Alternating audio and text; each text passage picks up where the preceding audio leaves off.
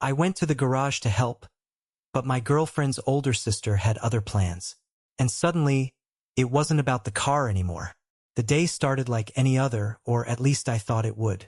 My girlfriend had asked me to come over and help with a minor problem in the garage, a simple fix to her old car. I hadn't expected anything unusual, just the faint smell of motor oil, the hum of a ceiling fan, and the quiet comfort of familiarity. But when I walked through the door, the air itself seemed charged, heavier than it should have been. Her older sister was there. I had met her a few times before, always charming and confident. But this time was different. She moved with a grace that seemed almost effortless, her presence commanding the room without even trying. She was older, 30-something, maybe early 40s. But the way she carried herself, the subtle warmth in her eyes, the soft curl of her smile, it all made me pause. There was an unspoken energy about her, a quiet magnetism that tugged at the edge of my attention. I tried to focus on the car, on the tools, anything to keep my mind busy, but she was impossible to ignore. She leaned against the workbench, arms crossed, casually observing me. The sunlight streaming through the garage windows caught her hair just so, giving it a golden halo. She laughed at something my girlfriend said in passing, and it wasn't just a laugh. It was rich, warm, and it lingered, echoing softly in the space between us. I felt my pulse quicken as I bent over the hood of the car, adjusting the spark plugs, aware that she was watching me. Not in a critical way, but in a way that made me feel seen. I caught her glance from the corner of my eye, and for a fleeting second, our eyes met. She didn't look away immediately, just let the moment stretch, her lips curving in a faint, teasing smile. I quickly returned to my work, telling myself I was imagining things, but the warmth in my chest told me otherwise. The garage smelled of oil and dust, mixed with the faint floral scent she always wore. A contrast so subtle yet so striking that it made my senses sharpen. Every time she moved, brushing past me or reaching for a tool, there was a flicker of touch, her hand nearly grazing mine, the brush of her shoulder against my arm, and I felt it in a way that was both thrilling and disorienting. She didn't speak much at first, just watched and smiled. But in that quiet observation, there was an unspoken challenge, a tension that pulled at me, coaxing me closer without a single word. I knew I had to be careful, not just because of the obvious boundaries, but because every instinct in me was suddenly aware of her presence, aware of the subtle pull between us. It was a simple garage task that had unexpectedly become an intricate dance of glances, near touches, and unspoken awareness. The day had started ordinary, but in that small, sunlit garage, something had shifted. And though neither of us acknowledged it aloud, I could feel the first threads of a connection. Unexpected, forbidden, and quietly magnetic, starting to weave between us. The garage was quiet except for the soft hum of the overhead fan and the occasional clink of metal as I picked up a wrench. I tried to focus on the task, convincing myself that I was just here to help fix the car. But her presence was magnetic, impossible to ignore. She moved around me with that effortless grace, and every small motion, the way her hair fell across her shoulder, the subtle shift of her weight, the faint brush of her sleeve against my arm, sent an unanticipated shiver down my spine. It started with a dropped tool. She bent down suddenly to retrieve it, and our hands met as we both reached for the same wrench. It was only for a second, but it felt electric. My fingers brushed hers lightly, and I felt warmth radiate from her skin. Our eyes locked, and for a heartbeat, neither of us spoke. There was a subtle awareness in that silence, a quiet acknowledgement of something unspoken between us. I quickly let go, telling myself it was nothing, but the tingling lingered in my chest. She straightened, a faint smile playing on her lips, and made a teasing comment. "Careful, you might be too gentle with these tools." Her voice was low and warm, carrying a humor that made my stomach tighten. I laughed nervously, adjusting the wrench in my hands, but I couldn't stop noticing how close she was. Her presence filled the space around me in a way that felt almost tangible. As I crouched to inspect the car's engine, she leaned over slightly to get a better view, and her shoulder brushed mine. It was so brief that anyone else would have missed it, but I felt it acutely. The subtle heat of her skin against mine, the quiet rhythm of her breathing, the faint scent of her perfume mingling with the smell of oil and dust. My heart pounded, and I had to remind myself to breathe normally.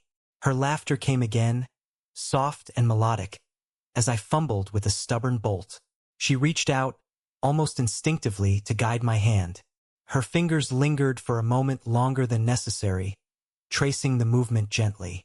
I froze, aware of the weight of that small touch, the intimacy packed into a fleeting gesture. It wasn't anything explicit, but the tension in the air was undeniable. We continued to work side by side, and every small interaction, the brush of hands when passing a tool, the accidental touch of shoulders, the shared glance across the hood, felt amplified. My mind was a whirlwind of excitement and guilt, knowing I should maintain boundaries, but unable to ignore the subtle pull between us. Every glance, every smile, every brief contact was a language of its own, building a connection that words could not capture. By the time we stepped back to examine our work, I realized something had shifted. The garage no longer felt like just a workspace. It felt charged, intimate, alive with unspoken possibility. The accidental touches, the lingering glances, the soft warmth of proximity had broken the invisible line between us. And though neither of us spoke of it, I knew the slow-burn tension had only just begun. If you want, I can expand Keynote 3 next, emotional vulnerability, in the same immersive, sensor-driven way to keep the audience hooked and emotionally invested. Do you want me to do that? By now, the initial thrill of accidental touches and lingering glances had settled into a quieter, more intimate rhythm. We were crouched near the car, wiping our hands on rags, and for the first time, the garage felt less like a workspace and more like a space where real conversations could happen. The hum of the fan overhead and the faint scent of motor oil faded into the background, replaced by the soft presence of her. Her warmth, her gaze, the faint brush of her hair as she leaned slightly closer to examine a part one was holding. She sighed, a sound softer than laughter but heavy with something unspoken. Sometimes I feel like I'm carrying too much, she admitted, her voice almost a whisper, and I realized she wasn't talking about the car. There was a vulnerability in her tone that caught me off guard. She leaned against the workbench, arms loosely crossed, eyes flicking toward mine with a hint of uncertainty. It was the first crack in her confident exterior, a glimpse of the woman behind the poised, self-assured facade. I paused, unsure how to respond. My instinct was to make a joke, to lighten the mood, but the seriousness in her eyes stopped me. Instead, I set down the tool, giving her my full attention. I get it, I said quietly, keeping my voice gentle. It's okay to feel that way. Everyone does sometimes. My words were simple, but the sincerity behind them seemed to reach her. Her shoulders relaxed slightly, a small smile tugging at her lips. You really listen, don't you? She murmured, brushing a strand of hair behind her ear. The gesture was subtle, almost unconscious, but the way she touched herself in that moment, so casual yet intimate, made my chest tighten. There was a quiet gravity to her presence that drew me in, a sense of trust forming that felt both exciting and dangerous. We talked for a while, the conversation drifting from her frustrations to memories, to small stories from her life that she rarely shared. She laughed at one memory, and the sound was soft, warm, and surprisingly contagious. I noticed the way her eyes crinkled at the corners, how her hands moved expressively as she spoke, and I felt an odd mix of admiration and longing. Each movement, each inflection in her voice, carried a subtle invitation to understand her, to connect. At one point, she reached out to steady herself on the edge of the workbench, and her hand brushed my arm. It was so brief, so unintentional, yet my body reacted instantly, the warmth of her touch lingering far longer than it should have. I tried to remain composed, but the truth was clear. The emotional closeness between us was growing, and it was as intoxicating as it was forbidden. By the time we finally stepped back, the car temporarily forgotten, I realized something profound had shifted. The accidental touches and playful glances had evolved into a deeper connection, one rooted in trust, shared vulnerability, and the quiet thrill of being seen by someone who carried both grace and unspoken pain. The garage was no longer just a space of work. It had become a space of emotional intimacy, and I felt the slow, steady pull of something far more significant than I had expected. The garage felt smaller now, though nothing had changed in size. Everything, the sunlight slanting through dusty windows, the scattered tools, the faint smell of oil mixed with her subtle perfume, felt sharper, more intense. I was kneeling by the car, wiping grease from my hands, when she appeared at my side, leaning lightly against the workbench. There was a shift in her expression, something playful but edged with a quiet seriousness, and I realized I had crossed a line in my own mind. I was aware of her in ways I hadn't admitted, even to myself. She glanced at the engine, then back at me, a small smirk tugging at the corner of her lips. "You know," she said softly, almost teasing, "I think you've been focusing too much on the car." Her eyes held a spark, a warmth that made it impossible to look away. "Maybe you should fix me instead." Time seemed to slow. My hands froze on the wrench, my heart thudding in my chest. The words weren't overtly flirtatious, yet every fiber of the sentence resonated with unspoken meaning. I swallowed hard, aware of the forbidden nature of the attraction. The fact that she was my girlfriend's older sister, the tension of boundaries that shouldn't be crossed. And yet, something in her gaze, the subtle curve of her lips, and the quiet confidence in her voice drew me closer, making the idea of stepping back almost impossible. I took a careful breath, trying to steady myself. I think we should focus on the car," I said, my voice quieter than I intended. But my eyes betrayed me. I didn't look away. I could feel the heat of her presence, the nearness of her body, and the faint scent of her perfume mixed with motor oil. Every nerve in me was alive, every instinct screaming that the moment between us had shifted irreversibly. She laughed softly, not mockingly but knowingly, as if she could read the conflict in me. "You're so earnest," she murmured, leaning just a little closer. The edge of her shoulder brushed mine, a fleeting contact, but it sent an undeniable ripple through me. It was electric, subtle, and completely consuming. I tried to focus on the task in front of me, on tightening bolts and checking wires, but my attention was pulled entirely toward her. The curve of her cheek in the soft light, the way her hair fell just so, the quiet power in the way she moved. We worked side by side, but now everything was charged. The casual brushes of our hands, the occasional close proximity, every glance shared across the hood of the car felt amplified. I caught myself imagining the warmth of her fingers lingering on mine, the steady rhythm of her heartbeat against my side if we leaned closer. It was exhilarating and terrifying all at once. As the afternoon light faded, I realized the tension had reached a peak neither of us could ignore. It was silent, electric, and wholly unspoken. A magnetic pull that promised something forbidden, something dangerous, yet irresistibly intimate. And though I knew I had to resist crossing the line, part of me wondered if either of us truly wanted to step back. At noon, everything between us shifted, though nothing had officially changed. We were still in the garage working on the car, but there was a new rhythm now, a subtle understanding that our interactions carried weight beyond mere mechanics. Every glance, every brush of a hand, every shared laugh was charged with unspoken meaning, a tension that neither of us dared to name aloud. She leaned over to hand me a tool, and our fingers touched lightly. The brief contact lingered, a spark that neither of us pulled away from immediately. I felt warmth spread from my hand to my chest, a quiet awareness that this was no longer just accidental. And when she looked up at me with that knowing smile, a flicker of mischief in her eyes, I realized I was just as drawn to her as she was to me. Our conversation was casual, yet every word carried subtext.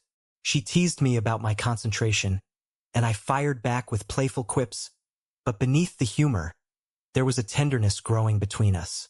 Her laughter was soft, warm, and somehow contagious, filling the garage in a way that made the air itself feel different, lighter, more alive.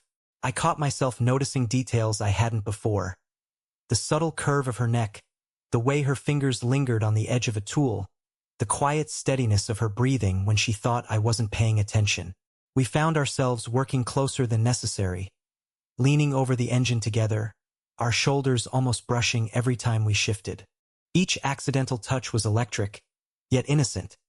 Hands meeting briefly while passing tools, brushing hair out of our faces, or steadying each other as we crouched or stretched. The physical closeness was natural, unforced, but every moment carried an undercurrent of something deeper, something forbidden but undeniably intimate. At one point, she leaned against the hood, her elbow brushing my arm, and I felt the faint heat of her skin against mine. I had to remind myself to focus on the car, but it was impossible to ignore the small shocks of connection that passed between us. I realized that the slow pace of our interactions, the gentle touches, the lingering glances, was intensifying my awareness of her in ways that words could never capture. We shared small vulnerabilities too. She told me about minor stresses at work, moments of loneliness she rarely voiced. I listened, genuinely attentive, offering quiet reassurance. Her eyes softened, and she rested a hand briefly on my shoulder as if thanking me for being present. That fleeting contact carried more weight than anything she had said verbally. It was trust, openness, and a subtle invitation to connect emotionally. By the end of the afternoon, the car was still not fully fixed, but it no longer mattered. The real work had been done between us. A slow, steady building of connection, emotional intimacy, and subtle desire. The garage had transformed into a space where the unspoken thrived, where boundaries were tested in the gentlest ways, and where our hearts quietly acknowledged a mutual pull. And though neither of us admitted it, we both knew this was just the beginning. The slow-burn tension had found its rhythm, and every glance, every touch, every shared laugh was a promise that the connection between us was growing, dangerous, thrilling, and entirely irresistible. The late afternoon sun slanted through the dusty garage windows, casting long golden streaks across the floor. Everything was quiet except for the soft hum of the ceiling fan and the faint drip of water from a leaky pipe. The car, which had brought us together initially, now seemed almost incidental, a backdrop to something far more potent. The air between us was heavy with unspoken words, a tension that had been building for days, now ready to surface. She was standing closer than usual, leaning against the hood, arms crossed loosely but shoulders relaxed. Her eyes, usually warm and playful, now held a weight I hadn't seen before, vulnerability tempered with courage. I could feel my pulse quicken, the steady thrum of my heart echoing the nervous excitement in my chest. I knew, even before she spoke, that this moment would change everything. I don't know how to say this, she began softly, her voice almost a whisper, carrying an honesty that cut through the tension. She shifted slightly, brushing a strand of hair behind her ear. The motion was casual, yet charged with intimacy. I've been feeling something I shouldn't maybe, but I can't ignore it anymore. I swallowed hard, my throat dry.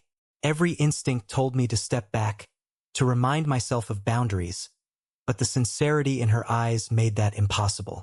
I took a slow breath and stepped closer, careful not to invade her space, yet wanting to close the distance. I feel it too, I admitted quietly. The words felt heavy, full of both fear and relief. I've been trying to ignore it, but it's impossible. Her lips curved into a tentative, almost shy smile. She moved a fraction closer, just enough that our shoulders brushed. The warmth of her skin against mine was subtle but undeniable, sending a shiver down my spine. We didn't speak for a moment, letting the silence settle over us, filled with unspoken understanding and the quiet electricity of shared desire. Then, she reached out, not in a bold gesture, but a simple, deliberate touch. Her hand rested lightly on my forearm, her fingers warm against mine. The contact was fleeting, yet it held everything words could not: trust, longing, and the acknowledgement of something deeper growing between us. I felt the steadiness of her heartbeat through that small connection, grounding me even as it stirred something restless inside. We lingered there, side by side, speaking little but communicating everything. Every glance, every subtle shift in posture, Every soft exhale carried meaning. There was no rush, no overt drama. Just two people daring to admit feelings they had kept buried beneath playful teasing, fleeting touches, and quiet glances. Finally, she leaned just slightly closer, her cheek almost brushing mine. "I needed you to know," she whispered, voice barely audible. And in that moment, I realized that the slow-burn tension we had nurtured, through gestures, laughter, and brief, fleeting touches, had found its emotional release. We didn't cross lines that couldn't be undone, but the space between us had shifted irreversibly. Something mutual, tender, and intoxicating now existed, stronger for the restraint and respect that framed it. And in the soft, golden light of the garage, I felt a quiet, profound certainty. This connection, delicate yet undeniable, was something neither of us could or wanted to forget. By the time evening fell, the garage was bathed in soft amber light. The sun had dipped low, casting long golden shadows that stretched across the floor, giving the space a quiet, intimate glow. The car, once the reason I was there, had become almost irrelevant. The real work had been done in the subtle shifts of closeness, the lingering glances, and the gentle brush of hands that neither of us had hurried or forced. We stood near the hood, our tools set aside, both hesitant to break the delicate rhythm of shared silence. There was an unspoken understanding now, a mutual acknowledgement of something more than friendship, something quietly thrilling yet entirely respectful. I could feel the warmth radiating from her as we leaned near each other, small movements weighted with meaning. The tension of the last few days, the near touches, the playful teasing, the stolen moments of laughter, had transformed into a calm, steady connection. She glanced at me, her eyes soft, and offered a smile that was more intimate than any words could convey. "You really do listen, you know?" she said, voice gentle, almost vulnerable. It was a quiet affirmation of the trust and emotional closeness we had cultivated. A reminder that our connection wasn't just about attraction, but about truly seeing and understanding each other. I felt the weight of the moment and stepped slightly closer, careful, aware of boundaries but drawn irresistibly by the warmth of her presence. Our shoulders brushed, casual yet electric, and I noticed the subtle scent of her perfume mingling with the fading traces of motor oil in the air. A strange, comforting combination that seemed to mark this moment as uniquely ours. She reached out, lightly resting her hand on my arm. It was not a bold gesture, but the gentle pressure spoke volumes. A quiet promise, a soft acknowledgement of the bond we now shared. I responded instinctively, my hand brushing against hers, feeling the warmth, the steadiness, the unspoken reassurance. It was an intimacy born of restraint and care, not haste or desire for immediate gratification. We lingered like that for a few moments, simply standing together, side by side, letting the quiet stretch between us. The world outside the garage seemed to pause. No sound of traffic, no distractions. Just the soft hum of the fan and the distant rustle of evening wind. The connection we had built, delicate and deliberate, felt profound in its simplicity. Finally, she gave a small, affectionate nod, and I realized it was time to leave. But even as I stepped back, the moment lingered. We exchanged a parting gesture. A light hug, brief and warm, her cheek resting lightly against my chest. It was enough to convey everything we felt. Affection, trust, and a bond that went far beyond casual friendship. I could feel the quiet steadiness of her heartbeat, the warmth of her body pressed for a fleeting instant, and it left me with a sense of calm fulfillment. As I walked out of the garage into the cool evening, I carried more than memories of grease-stained tools and sunlight on metal. I carried the memory of her warmth, her laughter, the trust we had shared, and the undeniable connection that had grown between us. And though the story of that day had ended, the quiet, steady pull between us promised that this was only the beginning of something meaningful, respectful, and entirely unforgettable. If you felt the tension and connection in this story, don't forget to hit that like button and subscribe for more slow burn, emotional romances. Comment below, what would you do if you were in his shoes? I'd love to hear your thoughts.